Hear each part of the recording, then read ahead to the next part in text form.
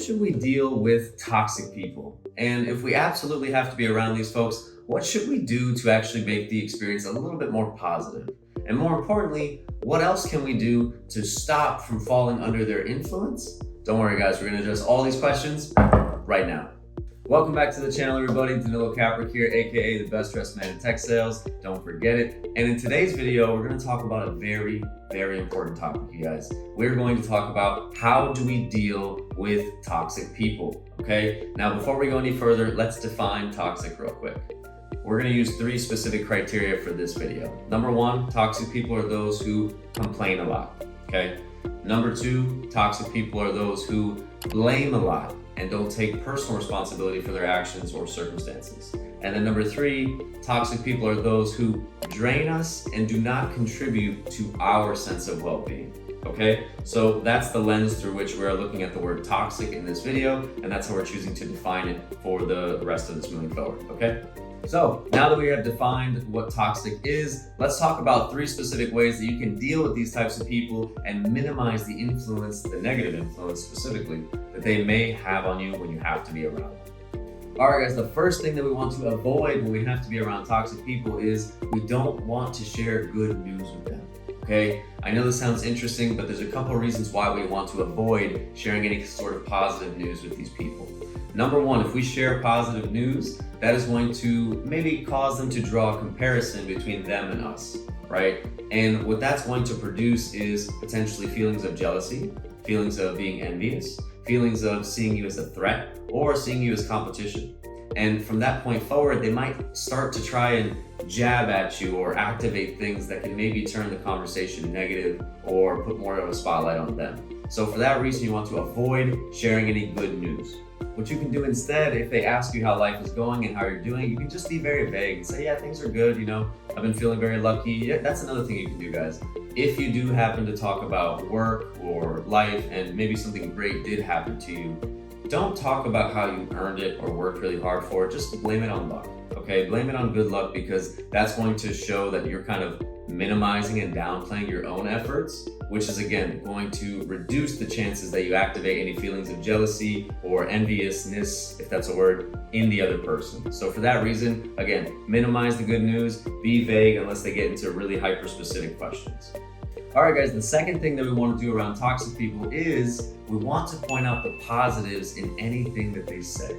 Now, I know this probably doesn't make sense at first, so let me give you a very specific example.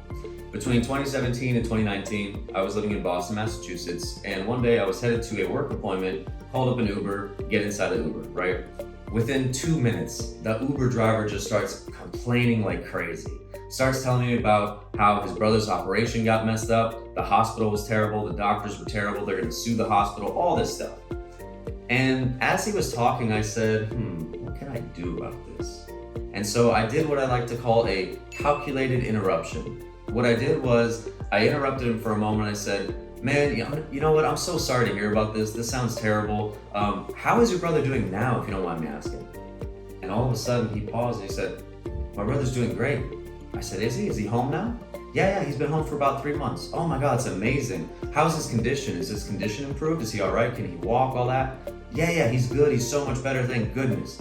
And I was just like, wow, all of a sudden we broke the pattern of complaining and we got to focus on his brother's health instead, which was incredibly positive and much improved. So after that, we just centered on his brother. We started talking about the rest of his family, how long he's been in Boston, and we totally broke the old pattern of conversation with just complaining about the hospital. So that's the thing that we can do, guys. We can use the calculated interruption to point out a single positive in the conversation and redirect the energy of the entire discussion. The other reason why this is very effective around toxic people is because in order to do this kind of calculated interruption, you have to truly be listening, right? You can't ask these types of questions if you're only halfway paying attention to the conversation. It just won't work. So when we were able to insert with that calculated interruption, it shows the person that we were listening and that they have our attention. And what do toxic people love? Attention. So this is going to make them feel good and help redirect that conversation in a more positive direction. All right, guys, the third thing that we want to do around toxic folks is we want to overall limit our exposure to them in general. Okay, the way we do this is we can politely decline invitations that they might send our way. We can also avoid communication and just not write back if they're texting us or something like that. And we want to do this for a couple of reasons. Number one, when we have to be around people that we can't stand, or people who are toxic in some kind of way, or people that don't contribute to our well-being, they're often taking from our well-being, meaning that we have to exert additional energy to be around them. And what that means over time is that we're putting more load and more stress on our bodies, right? This has serious implications for your heart, your cardiovascular system, but also your brain, right? When we have to be around these types of folks, there's a good increased chance that we're gonna have a surplus of cortisol in our brain, the stress chemical.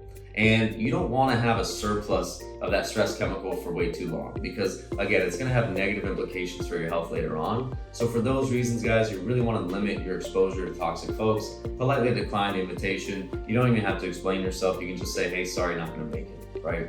All right, guys, there you have it. 3 specific things that you can do to deal with toxic folks who may or may not be in your life. I hope you guys got some value from this one. If you did, please hit the subscribe button below. Also, if you're not doing so already, go follow me on LinkedIn. And last but not least, if you're in sales and you want to become a more effective seller or just learn some new things that you can try out in the field, go ahead and join us at the B2B Syndicate. See what we got cooking up over there. All right. That said, guys, I hope you enjoyed, and I will see you in the next video. Take it easy.